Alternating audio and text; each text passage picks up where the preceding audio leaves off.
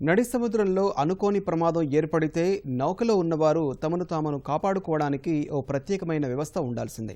Titanic లాంటి భారీ నౌకా ప్రమాదాల తర్వాత అలాంటి అత్యవసర రక్షణ వ్యవస్థలకు మరింత ప్రాధాన్యం ఏర్పడింది. గతంలో చెక్కతో తయారైన బోట్లను మోసుకుపోవాల్సి వచ్చేది.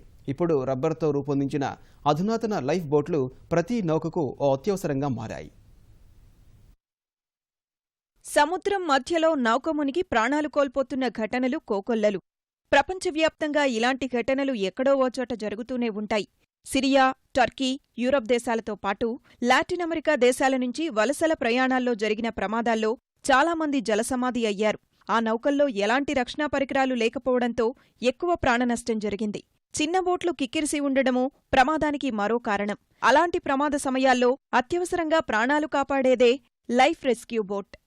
ఈ 20 మెన్ సురక్ష లైఫ్ రాఫ్ట్ ఇది జస్ట్ లైక్ ఇల్లు అనమాట సముద్రంలో. ఇన్ కేస్ షిప్ ఎమర్జెన్సీలో ఉండేటప్పుడు కంప్లీట్గా మనం షిప్ని అవాయిడ్ చేయాలి అనే పరిస్థితుల్లో ఆ ఆదేశాలకు అనుగుణంగా మనము దీన్ని జిఆర్పి కంటైనర్ అంటారు. దీంట్లో ఈ లైఫ్ రాఫ్ట్ ప్యాక్ అయి ఉంటుంది. దీన్ని షిప్ నుంచి మనం త్రో అవుట్ చేయాలి. త్రో అవుట్ చేసేటప్పుడు దానిలో 24 మీటర్ గల లేన్ యార్డ్ ఉంటుంది అనమాట, రస్సీ. దాని లేన్ యార్డ్ని మనం స్ట్రాంగ్ పాయింట్కి కట్టేటప్పుడు అది అలాగా బయటకు వచ్చేసి at the last moment CO2 cylinder ఉంటుంది 31 kg, దానికి అటాచ్ అయ్యి ఉంటుంది. దీనిలోకి ఆ CO2 సిలిండర్ వెళ్ళేటప్పుడు ఇది కంప్లీట్గా ఇన్ఫ్లేట్ అయిపోతుంది అనమాట. కంప్లీట్గా ఇన్ఫ్లేట్ అయ్యేటప్పుడు ఒక చాలా మనకి విశాలంగా ఒక ఇంట్లాగా తయారవుతుంది. దానిలో మనం అకామిడేట్ అవ్వచ్చు. ఇది మ్యాక్సిమం మేము ఇక్కడ డిస్ప్లే చేసింది only 20%. Indian navy has also 30 men and 10 men and 6 men also. అత్యవసర పరిస్థితుల్లో ప్రాణాలు కాపాడే ఈ లైఫ్ రెస్క్యూ బోట్లో అత్యవసర మందులు, ఘనాహారం, సిగ్నళ్లు ఇచ్చేందుకు స్మోకర్లు లాంటి పరికరాలను ఉంచుతారు. దాంట్లో మనం బోర్డు అయిపోయిన తర్వాత దాంట్లో ఈ సర్వైవల్ డ్రమ్ ఉంటుంది. దీన్ని సర్వైవల్ డ్రమ్ అంటారు. దీంట్లో ఈ ఐటమ్స్ అన్నీ మేము ప్యాక్ చేసి ఉంటాం 20% అనుగుణంగా. దీంట్లో ఏంటంటే వేరే ఐటమ్స్ వేరే 30 లీటర్స్ వాటరు, 10 kg రేషన్.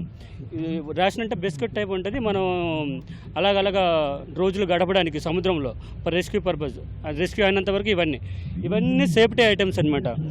ఏదైనా మనం ఈ బోర్డులో దీంట్లో ఉండేటప్పుడు, మన నడి సముద్రంలో ఉండేటప్పుడు ఏదైనా వెసల్ కానీ SCR search and rescue aircrafts ఉంటాయి. అవి వచ్చేటప్పుడు మనం రెస్క్యూ చేసుకోవడానికి ఈ ప్లేయర్స్ని యూజ్ చేస్తారు. ఇది ఫస్ట్ ఎయిడ్ బాక్స్. దీని ఫస్ట్ ఎయిడ్ బాక్స్లో అన్ని కంటెంట్స్ ఉంటాయి. రాడార్ రిఫ్లెక్టర్ అనేది మన సిగ్నల్ పర్పస్లో ఉపయోగిస్తాం. దీనికి బయటకు అవుట్ సైడ్ మనం దీనికి అపేరెన్స్ చేస్తే దీన్ని వెర్టికల్గా మనం పెట్టేటప్పుడు దీని నుంచి SCR వెసల్ కానీ ఎయిర్క్రాఫ్ట్ కానీ సిగ్నల్ క్యాచ్ చేసి సో జాగా లొకేషన్లో మన సర్వైవర్స్ ఉన్నారు, వాళ్ళని రెస్క్యూ చేయాలని ఐడెంటిఫై రావడానికి. నౌకాయాన నిర్దేశిత ప్రమాణాల ప్రకారం సిబ్బందికి, ప్రయాణికులకు రెస్క్యూ లైఫ్ బోట్లు ఏర్పాటు చేయడం తప్పనిసరి.